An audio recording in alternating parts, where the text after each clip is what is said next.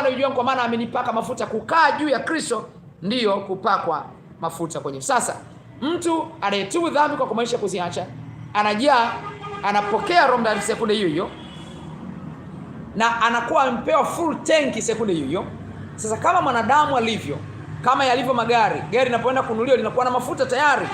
Kwa hiyo mtu anaondoka nalo, anaanza kutembea na yale mafuta. Na sasa kwa kadiri anavyozidi kutembea many kilometers, mafuta yanapungua. Kwa nini kinatakiwa kifanyike? Ajaze, aende petrol station akajaze mafuta. Ndivyo Roho Mtakatifu anafanya kazi.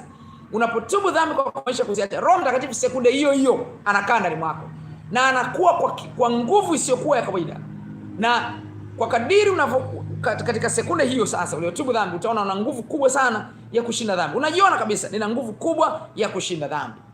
Lakini kwa kadiri unavyozidi kuendelea kuishi, unapopambana na majaribu fulani, ile nguvu iliyo ndani mwako, mafuta yaliyoko ndani mwako yanapambana na yale majaribu.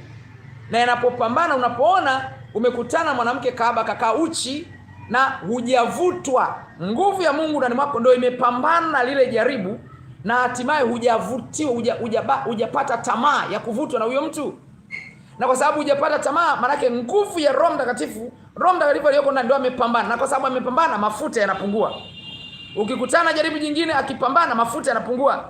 Sasa mafuta yakiwa chini sana, utashangaa jaribu lile ambalo mwanzo ulilishinda, unaanza kuwa na tamaa tawana wanawake, unaanza kuona maneno yanakuwa mengi ya usengenyaji, ujue mafuta yamepungua. Njia ya pili ambayo